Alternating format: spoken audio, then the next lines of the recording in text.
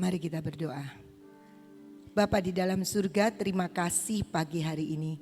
Terima kasih untuk setiap kami boleh ada di tempat ini, maupun saudara-saudara kami yang mengikuti streaming. Kami bersyukur kami boleh ada di dalam keadaan yang sangat baik. Roh, tubuh dan jiwa yang baik. Dan saat ini pagi ini Tuhan, selaku orang-orang percaya dan orang-orang yang sudah dipanggil oleh Engkau Tuhan, kami rindu untuk Engkau terus berbicara kepada kami. Baik lewat puji-pujian dan penyembahan yang sudah kami lakukan, maupun saat ini Tuhan teduhkan hati kami untuk kebenaran firman-Mu. Sehingga kami mampu menangkap dan mengerti akan setiap apa yang Engkau kehendaki dalam hidup kami. Kami rindu Tuhan Engkau sendiri yang akan menjamah hidup kami dengan Roh-Mu sendiri, memperjelas lebih daripada perkataan manusia. Di dalam nama Tuhan Yesus. Amin. Shalom, selamat pagi. Saudara-saudara yang di tempat ini maupun yang ikut streaming, saya percaya kita semua sudah disiapkan untuk firman Tuhan pagi ini. Dan saya ingin kita merenungkan tentang bagaimana hidup kita mengantisipasi perubahan. Ada satu yang menarik sekali, yaitu ketika saya membaca sebuah pernyataan ya, kalimatnya bunyinya begini. Orang bodoh adalah orang yang merasa dunia ini tidak pernah mengalami perubahan. Jadi ingat ya, orang bodoh itu kata-katanya yang saya baca, adalah orang yang merasa dunia ini tidak pernah mengalami perubahan. Padahal kalau kita lihat dunia ini terus berubah, hidup kita terus berubah, musim itu terus berubah. Dan Tuhan juga menuntun kita selalu dalam perubahan-perubahan. Kalau kita sadari di tempat ini ya saudara-saudara, kita tahu bagaimana awal dari persekutuan di bawah, di atas. Kalau mau di flashback lagi, dulu persekutuan di rumah Ibu Nani, kemudian pindah di sini.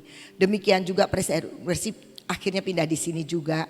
Dan dulu yang tidak ada radio jadi ada radio. Perubahan-perubahan itu terjadi. Yang sebenarnya seringkali setiap perubahan itu akan mengusik hidup kita. Membuat kita itu jadi keluar dari kenyamanan, gak enak. Sudah enak punya gedung, sudah enak, tiba-tiba Tuhan bicara untuk punya radio. Punya radio itu prosesnya panjang sekali. Mungkin dari saudara-saudara yang menyaksikan bagaimana proses dari perizinan radio itu tidak gampang sampai memiliki radio. Dalam keadaan nyaman-nyaman begitu tiba-tiba sekolah. Dan sekolah itu mengusik lagi kenyamanan kita. Tapi kita bisa melihat bahwa perubahan-perubahan yang terjadi adalah tuntunan Tuhan yang ajaib. Kemudian saya membaca juga dikatakan begini, dunia ini sedang berubah. Di Amerika dalam 1 tahun ada 3 juta orang kehilangan pekerjaan. 3 juta lapangan pekerjaan, bukan orang. 3 juta lapangan pekerjaan itu hilang. Tetapi ada 3,2 juta lapangan pekerjaan yang baru yang mulai ada. Nah, jadi artinya apa? Orang 3 juta lapangan pekerjaan yang hilang itu dengan orang-orang yang ada di dalamnya, kalau dia tidak mengantisipasi perubahan, dia akan menjadi orang yang paling miskin, penganggur-penganggur yang geletak sana geletak sini yang gak tahu mau ngerjain apa. Sedangkan kemudian ada 3,2 juta lapangan pekerjaan lagi yang hanya bisa dimiliki oleh orang-orang yang memang ada di posisi itu dan siap untuk melakukan itu. Enggak semua orang bisa. Nah, dunia sedang berubah. Apakah hidup kita sebagai orang Kristen tidak mau berubah? Emang lagu sekarang yang lagi ngetren, lagi viral, Tuhan Yesus tidak berubah. Ingat, yang tidak berubah itu Tuhan Yesus loh. Kalau kita harus berubah untuk menjadi serupa dengan Kristus. Seringkali ada banyak orang Kristen mikir Tuhan Yesus gak berubah dari dulu sekarang selama-lamanya. Kita jadi orang Kristen juga gak berubah. Kalau sudah seperti Tuhan Yesus memang gak perlu berubah. Tapi justru karena Tuhan menginginkan kita menjadi serupa dengan Dia, kita yang perlu berubah. Tuhan Yesus tidak berubah, tetapi kita harus berubah menuju kesempurnaan seperti Tuhan Yesus. Perubahan itu banyak sekali. Kalau saya mau cerita gak usah jauh-jauh. Sekolahan aja mau ngadepi graduation aja berubah. Maunya graduationnya begini, yang lain dari yang lain. Yang TK saya maunya begini, di lapangan basket begini-begini boleh. Yang SD saya mau berubah, mau bikin graduationnya digragesangkan. Saya bingung. Saya bilang sekolah lain aja nggak punya gedung, nyewa-nyewa gedung. Kita punya gedung gratis, sangat memadai, sangat indah, sangat baik. Tapi tetap ya karena pengen berubah gitu. Saya bilang oke deh, saya mau tahu seperti apa. Dan memang guru-guru itu luar biasa sekali untuk meresponi sebuah perubahan. Enggak cuma seperti biasa, mereka akan bikin sekaligus outing, sekaligus perpisahan, sekaligus apa, ya sudahlah boleh. Karena itu kreativitas. Tapi bagaimana kita sebagai orang percaya meresponi dunia yang terus berubah? Mari kita belajar untuk melihat dari Yohanes 5 ayat 1 sampai 9. Kita akan baca Yohanes 5 ayat 1 sampai 9. Dikatakan demikian. Sesudah itu ada hari raya orang Yahudi dan Yesus berangkat ke Yerusalem. Di Yerusalem dekat pintu gerbang domba ada sebuah kolam yang dalam bahasa Ibrani disebut Betesda. Ada 5 serambinya. Dan di serambi-serambi itu berbaring sejumlah besar orang sakit, orang-orang buta, orang-orang timpang dan orang-orang lumpuh yang menantikan goncangan air kolam itu. Di situ ada seorang yang sudah 38 tahun lamanya sakit. Ketika Yesus melihat orang itu berbaring di situ dan karena ia tahu bahwa ia telah lama dalam keadaan itu, berkatalah ia kepadanya, maukah engkau sembuh? Jawab orang sakit itu kepadanya, Tuhan, tidak ada orang yang menurunkan aku ke dalam kolam itu apabila airnya mulai goncang. Dan sementara aku menuju ke kolam itu, orang lain sudah turun mendahului aku. Kata Yesus kepadanya, bangunlah, angkatlah tilammu dan berjalanlah. Dan pada saat itu juga sembuhlah orang itu. Lalu ia mengangkat tilamnya dan berjalan. Tetapi hari itu hari Sabat. Ya, sampai di situ kita merenungkan orang yang lumpuh ini. Orang yang lumpuh 38 tahun ini sudah ada di pinggir Betesda. Kolam Betesda itu lama. Konsep yang terjadi pada waktu itu, pola yang terjadi adalah kesembuhan itu akan terjadi ketika nanti malaikat tiba-tiba menggoncangkan kolam itu. Sehingga orang yang pertama kali masuk di kolam itu dia sembuh sakit apapun. Nah, masalah daripada orang yang 38 tahun sakit ini dia lumpuh. Jadi dia itu tidak pernah bisa datang pertama kali masuk. Kalau orang yang timpang ya cuma timpang-timpang begitu masih bisa loncat gitu ya. Mungkin kalau yang tuli ya masih gampang tinggal lari. Tapi dia kelemahan tubuhnya adalah justru dia tidak bisa menggunakan kakinya. Dan konsepnya dia akan sembuh ketika dia menjadi orang pertama yang masuk di kolam Betesda.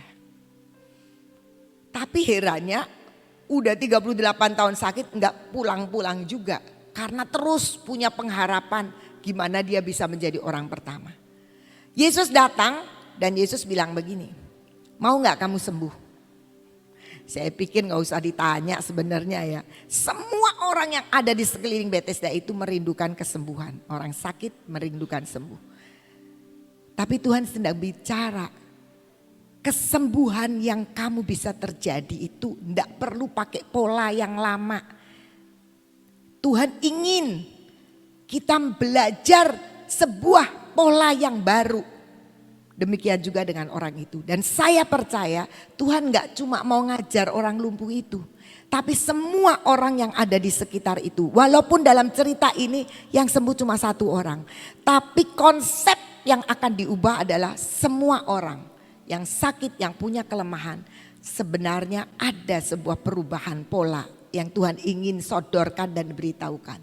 Yaitu tidak usah nungguin kolam itu bergoncang, digoncang oleh malaikat.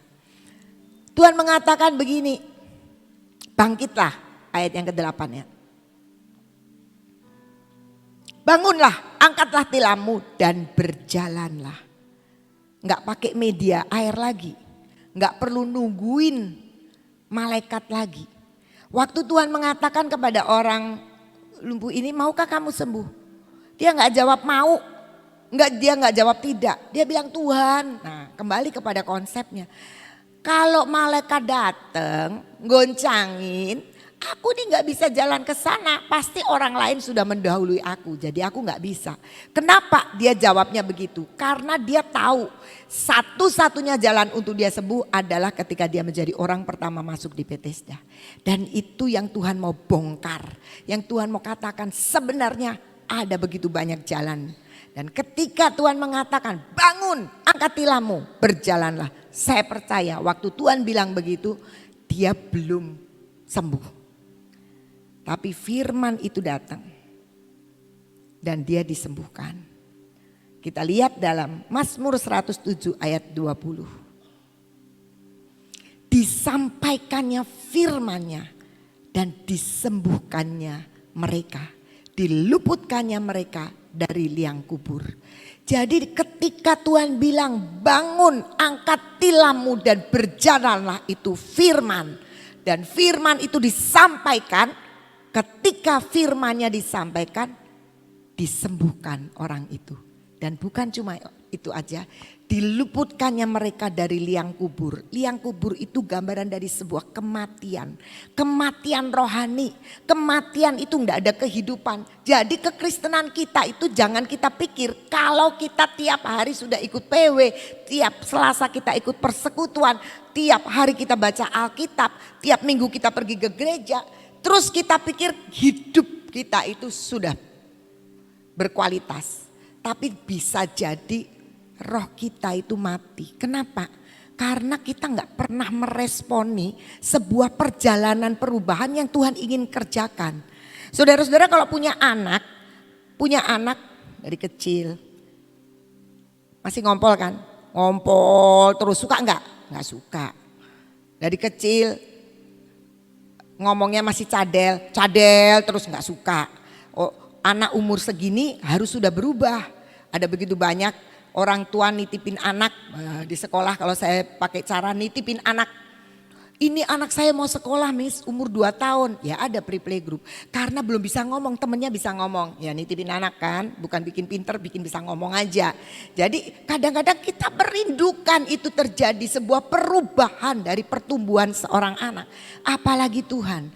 Tuhan gak berpikir kita sudah jadi Kristen 30 tahun.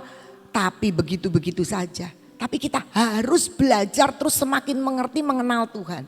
Jadi perubahan, mengantisipasi perubahan adalah ketika kita mau memakai setiap kesempatan untuk mengenal Tuhan. Kalau kita mengalami sebuah perubahan hidup, kok beda ya? Dulu zamanku itu dulu begini, zamanku boleh zaman Anda, tapi zamannya Tuhan selalu ingin membuat kita berubah. Karena Tuhan tidak ingin kita cuma orang-orang Kristen yang merengek-rengek. Tapi kita menjadi orang Kristen yang dewasa. Sama seperti kerinduan kita terhadap anak-anak kita. Disekolahkan supaya apa? Supaya tambah pinter. Supaya apa? Supaya tambah mampu untuk berdiri sendiri. Seperti itu. Kita sering kali sebagai orang percaya mikir, pasti saya bisa kalau saya begini. Tanpa mengerti firman Tuhan yang akan menyembuhkan kita. Entah kita lagi miskin, entah kita lagi sakit, entah kita lagi ngalami apapun, dan lagi susah. Tapi kalau firman Tuhan cuma itu satu-satunya yang bisa merubah dan membawa kita dalam satu perubahan. Dan Tuhan kerjakan itu dengan cara Tuhan sendiri. Orang yang lumpuh ini mungkin ada sedikit hopeless ya. Saya tidak tahu dia makan setiap harinya bagaimana. Mungkin ada begitu banyak orang yang sangat susah, sangat berprihatin memberi makan. Atau mungkin ada familinya yang mengantar tiap hari. Tapi begitu lama dia ada di situ. Dan kehadiran Tuhan tiba-tiba, suddenly membuat perubahan hidup yang luar biasa. Kita punya minyak. Disampaikan, dijelaskan Ibu Nani, suddenly Tuhan bisa hadir dengan minyak urapan yang penuh dengan kuasa itu untuk mengubah hidup kita. Tapi apakah kita meresponi itu sebagai suatu hal yang Tuhan inginkan untuk hidup kita berubah? Jangan-jangan cuma seneng aja rebutan minyak. Udah pagi-pagi ini saya sudah dapat WA lagi. Ci, nomornya Ibu Guatlan tuh berapa? Padahal saya sudah kasih dia berkali-kali. Saya tidak tahu, pastinya sudah nyampe. Nggak tahu Ibu Guatlannya masih tidur, dia anggap orang tidur. Dia anggap dia nganggur, kok saya WA tidak dibales-bales, barangkali begitu. Pagi ini dia nanya lagi, Ci sebenarnya nomornya Ibu Guatlan itu berapa? Lah sebenarnya lah, ya cokol kasih itu saya sudah sebenarnya. Tapi saya tidak tahu kendalanya di mana, tapi yang pasti nyampe pada waktunya. Tapi jangan cuma kita mau rebut minyak itu terus ayem, adem, aman kalau sudah dapat minyak itu. Ada yang telepon sama saya. Bu Ina, itu minyak saya sudah terima. Terus doanya gimana? Minyak itu untuk apa? Lah wong sudah minyak kok, udah dapat kok belum tahu untuk apa. Saya bilang setel YouTube khotbahnya Ibu Nani. Nanti tahu katanya doanya bagaimana. Tapi kita kadang-kadang gitu merebut apa yang kelihatan tanpa kita mengerti apa yang Tuhan sedang kerjakan di dalam hidup kita. Mari kita melihat bahwa setiap hal yang Tuhan sedang kerjakan. Nah soal taman Tuhan aja udah beda. Berubah terus. Minyak keluar lagi, minyak keluar. Tuhan itu bawa terus dalam sebuah perubahan-perubahan yang artinya terus berbeda-beda.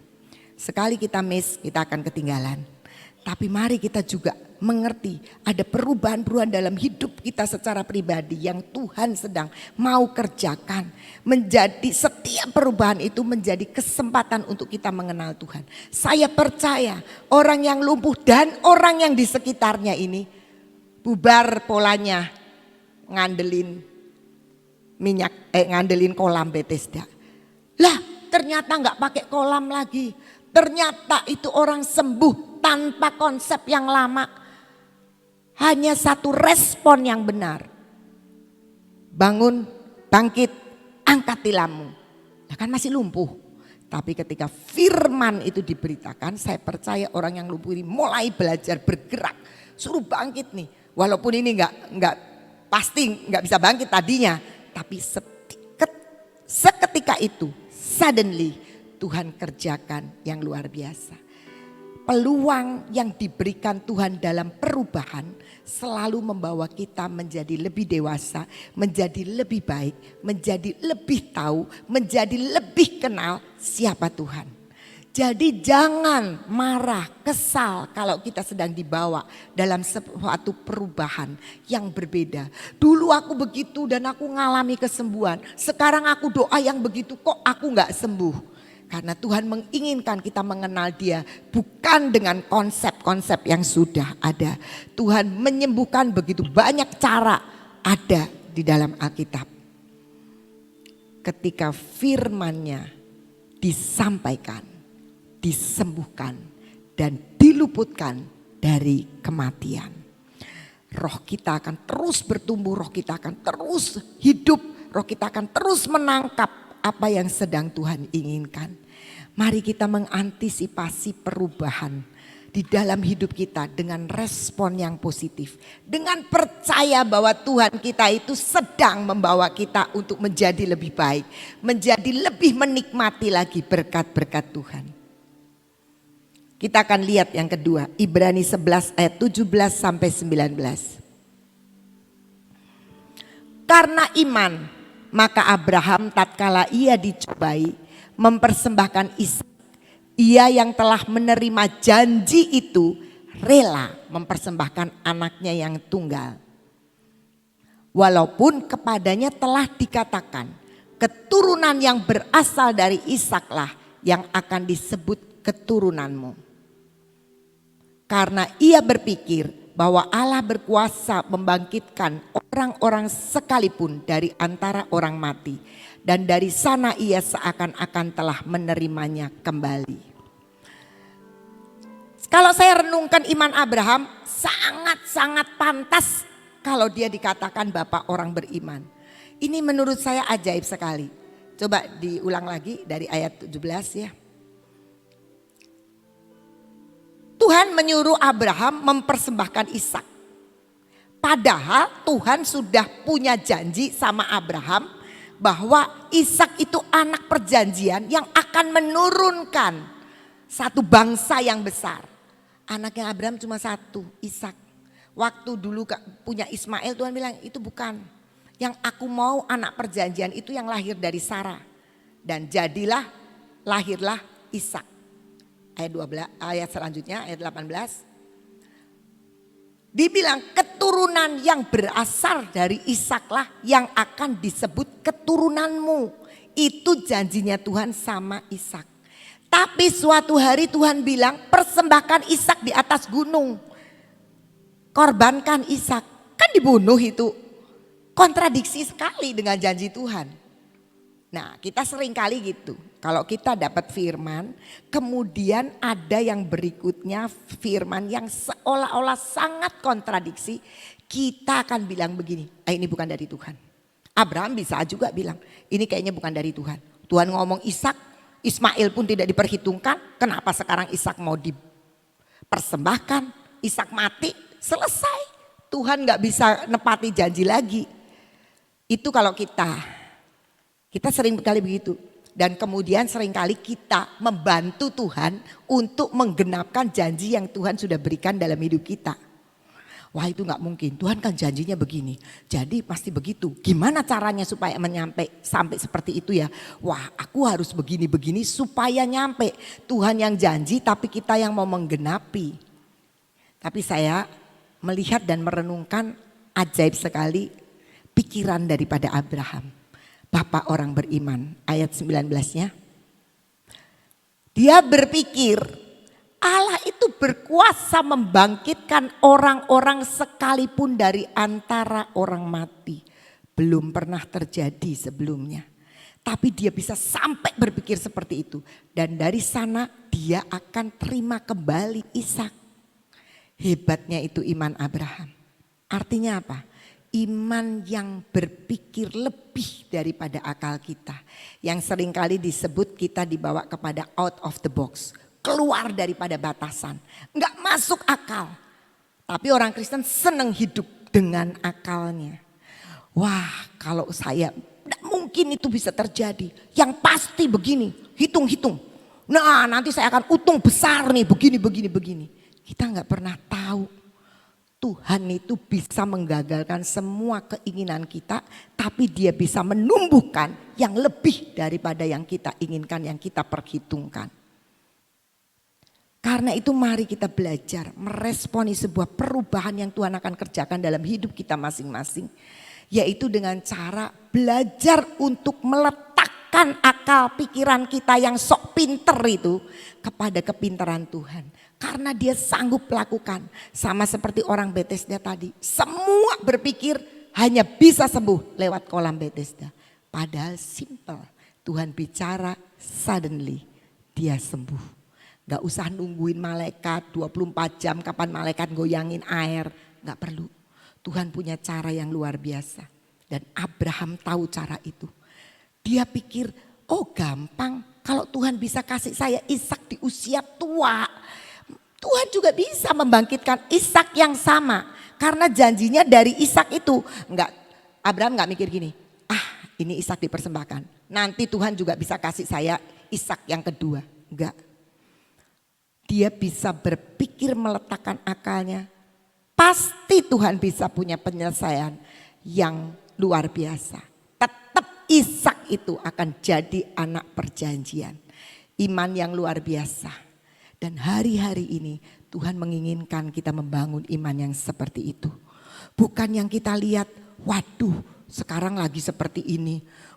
Masanya lagi kegelapan, dikasih pelita. Pelitanya di mana? Lupa naruhnya di mana. Padahal itu adalah simbol yang kita diingatkan Tuhan. Seperti ini loh, engkau akan berjalan di dunia yang semakin gelap, tapi engkau tetap terang. Karena Kristus yang menerangi kita.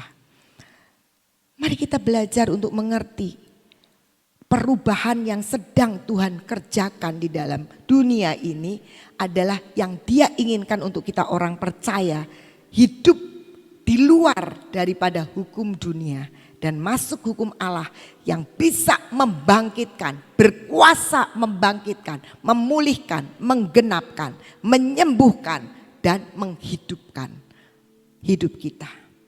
Lukas 1 ayat 34 sampai 42 tentang Maria. Kata Maria kepada malaikat itu ketika malaikat Gabriel datang dan memberitahukan bahwa dia akan melahirkan Yesus. Bagaimana hal itu mungkin terjadi karena aku belum bersuami? Jawab malaikat itu kepadanya, Roh Kudus akan turun atasmu dan kuasa Allah yang maha tinggi akan menaungi engkau. Sebab itu anak yang akan kau lahirkan itu akan disebut kudus, anak Allah. Dan sesungguhnya Elisabet sanakmu itu ia pun sedang mengandung seorang anak laki-laki pada hari tuanya. Dan inilah bulan yang ke-6 bagi dia yang disebut mandul itu. Sebab bagi Allah tidak ada yang mustahil. Kata Maria, sesungguhnya aku ini adalah hamba Tuhan. Jadilah padaku menurut perkataanmu itu. Lalu malaikat itu meninggalkan dia. Beberapa waktu sudah sampai di situ aja dulu. Kita akan melihat di sini bagaimana Maria itu dilawat oleh Tuhan. Tuhan ingin membuat sebuah terobosan yang sangat-sangat berbeda. Yaitu apa? Maria akan mengandung dan melahirkan seorang anak tanpa suami.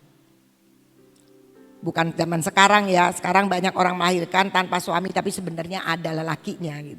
Tapi ini Tuhan bilang Roh Kudus. Roh Kudus yang akan turun atasmu akan melahirkan Yesus yang disebut kudus, anak Allah. Waktu itu bagi Maria gak masuk akal. Tapi dia bilang, sesungguhnya aku ini adalah hamba Tuhan. Jadilah padaku menurut perkataanmu itu. Jadi artinya Maria ini sedang belajar untuk memahami Tuhan walaupun belum mengerti. Dia akan menangkap dan menerima apapun yang Tuhan firmankan walaupun gak masuk akal. Dan kita tahu akhirnya kita lihat bahwa Yesus lahir seperti apa yang dikatakan oleh Tuhan. Mari saudara-saudara kita belajar, hidup kita mungkin sedang dibawa dalam perubahan. Responi perubahan itu sebagai kesempatan untuk kita semakin mengenal Tuhan. Kita bisa mengerti bahwa Tuhan tidak punya cuma satu pola, dua pola, tiga pola. Dia adalah Allah yang tidak terbatas. Dia punya pola-pola yang mungkin belum pernah kita dengar, belum pernah timbul di dalam hati kita dikatakan. Itu yang Tuhan sediakan bagi orang yang mengasihi, orang yang mau meresponi. Dan mari, setiap perubahan itu sedang membawa kita untuk hidup di luar akal kita, perhitungan kita. Boleh ngitung-ngitung sih boleh, tapi serahkan itu sama Tuhan. Perhitungan kita bisa salah, tapi Tuhan kita tidak pernah salah. Yang penting mari nantikan firman-Nya. Ketika firman itu disampaikannya, disembuhkanlah mereka. Sembuhkan dari apa? Mungkin bukan sakit penyakit jasmani, tapi sakit penyakit dalam bidang ekonomi, sakit penyakit dalam keluarga, sakit penyakit dalam apapun juga. Sakit, kalau yang gak normal kan sakit itu. Nah mari kita belajar untuk menangkap itu. Firman itu penting. Firman itu acuan buat hidup kita. Benar gak yang Tuhan inginkan? Di Yakobus 4 dikatakan, aku mau pergi, aku mau berdagang, aku mau ke sana, aku mau sini. Tapi Tuhan bilang kalau itu bukan kehendak Tuhan, tidak akan jadi. Mari kita belajar mengerti perubahan ini sebenarnya kesempatan kita mengenal siapa Tuhan. Perubahan ini sebenarnya kesempatan untuk kita hidup di luar nalar akal manusia. Karena kita punya Allah pembuat mujizat sejati. Dia bisa membelah laut, dia bisa menenangkan badai, dia bisa lakukan jauh lebih ajaib dari yang kita pikirkan. Tuhan Yesus memberkati. Ya, suatu perubahan itu membutuhkan proses ya. Dan membutuhkan waktu yang ditentukan. Gak bisa dipaksa. Itu semua ada di dalam karunia dan anugerah Tuhan dan waktu Tuhan. Ya. Seorang anak kecil dia harus mengalami proses. Kemarin ini si Kean kan masih TK. Nah, kan harus masuk ke SD. Dia harus mengalami perubahan. Baju seragamnya harus berubah, ya. Gak bisa dia harus begitu. Nah, dia ngomong begini, aku maunya sama Miss ini aja. Missnya dia waktu TK. Saya gak mau pakai Miss ini. Dia harus ada perubahan. Memang pada waktu itu dia belum ngerti. Karena dia prinsipnya hanya missnya dia adalah ini. Tapi dia harus tahu bahwa harus mengalami perubahan. Ya. Hidup itu harus berubah. Ya. Belajar untuk kita menikmati proses perubahan yang Tuhan berikan. Dan kita tahu namanya perubahan itu tidak perubahan tambah jelek. Kita akan naik dan tidak pernah turun. Tuhan akan membuat kita terus berubah dan berubah. Bukan berubah menjadi jelek, tapi berubah menjadi baik. Saudara dan saya akan ditentukan jadi kepala dan tidak menjadi ekor. Amin. Yuk kita berdoa saat ini. Bapa, kami mengucap syukur untuk pagi hari ini Tuhan. Kami boleh menyembah Engkau selama 1 jam. Kami boleh menyatakan bahwa Engkau itu tidak pernah berubah. Engkau luar biasa, darah-Mu menyembuhkan. Ada mujizat terjadi saat kuasa darah-Mu bekerja di dalam hidup kami. Terima kasih Tuhan, biar apa yang keluar dari bibir mulut kami ini menjadi suatu kenyataan. Ada perubahan dari yang jelek menjadi baik hanya karena kuasa darah Yesus Kristus Tuhan. Kami mengucap syukur punya Bapa seperti Engkau yang membuat suatu perubahan dari yang tidak ada menjadi ada, dari yang sakit menjadi sembuh, dari perkara-perkara kesusahan menjadi sesuatu kelimpahan. Kami percaya Tuhan, perubahan ini akan menjadi milik kami. Oleh karena itu saat ini kami berdoa, siapapun juga yang hari ini mendengar streaming ini, mendengar firman, mendengar dan ikut bersama-sama sehati berdoa pada saat ini, maka saya percaya Tuhan dengan kuasa kesembuhan, dengan kuasa darah Yesus akan datang dan menyembuhkan. Yang saat ini yang sedang sakit, kami percaya Tuhan, kuasa kesembuhan, kuasa darah Yesus, kuasa anak domba Allah datang menjamah dan menyembuhkan yang sakit saat ini. Saat ini kami berdoa, mari bersatu, sepakat dan sehati. Semua persoalan yang saudara hadapi saat ini, kita bersatu hati saat ini, menyerahkan semua persoalan yang kami hadapi, baik persoalan ekonomi maupun persoalan keluarga, maupun persoalan apapun juga yang kami hadapi.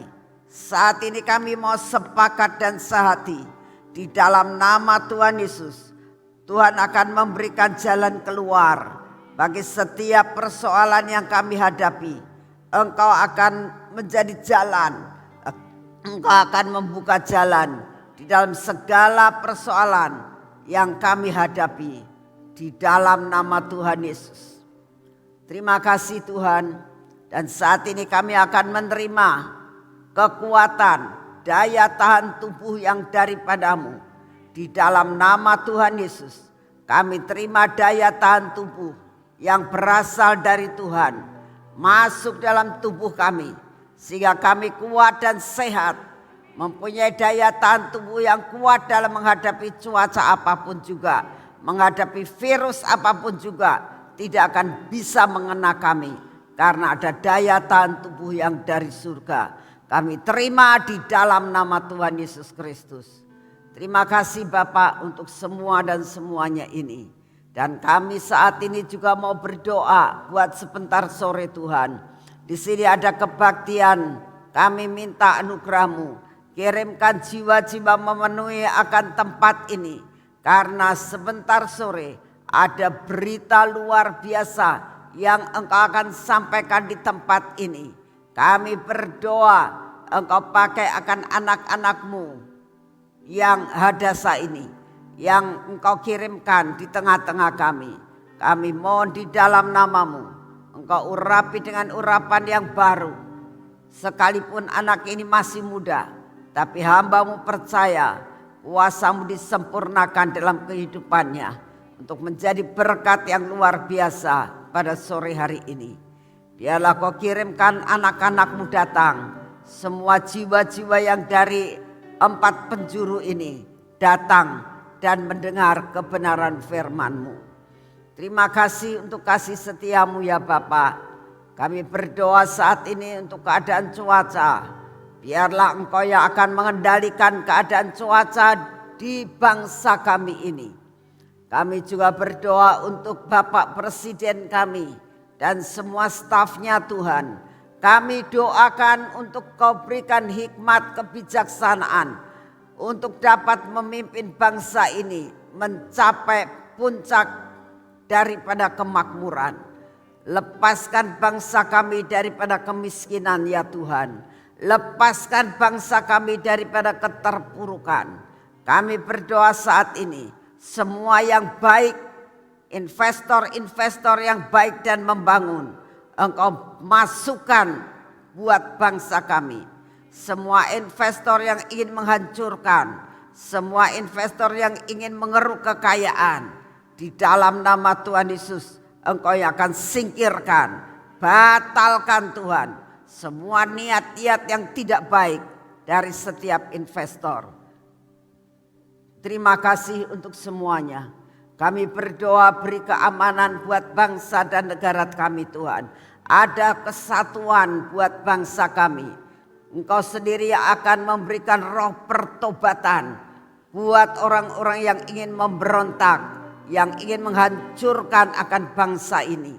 Tuhan, kami sungguh minta di dalam nama-Mu hikmat yang daripada-Mu, bahwa semua aparat negara kami ada kesatuan untuk memberantas habis orang-orang yang tidak berkenan, yang ingin menghancurkan bangsa ini. Terima kasih Bapak, kami mengucap syukur punya Bapak seperti Engkau. Kami percaya Engkau mendengar doa kami, doa yang setiap hari kami naikkan buat bangsa dan negara kami. Terima kasih untuk semuanya. Di dalam nama Tuhan Yesus, mari kita masuk dalam pengurapan.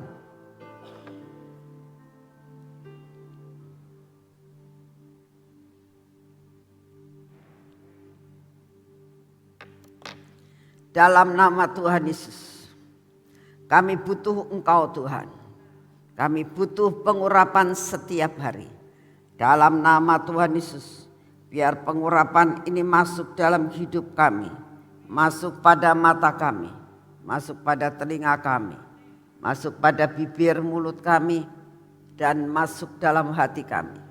Biarlah sungguh-sungguh Tuhan, minyak ini, minyak urapan yang dari surga, memasuki akan kehidupan kami. Dan semua roh-roh yang tidak baik dipatahkan di dalam nama Tuhan Yesus. Tuhan, ini tangan kami. Biar tangan kami adalah tangan yang diurapi.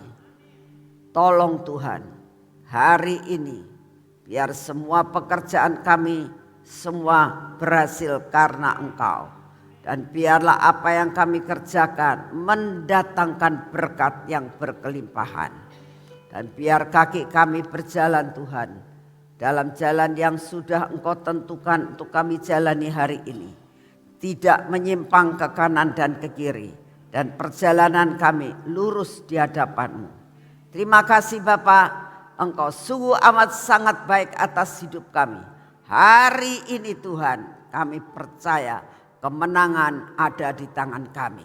Di dalam nama Tuhan Yesus Kristus.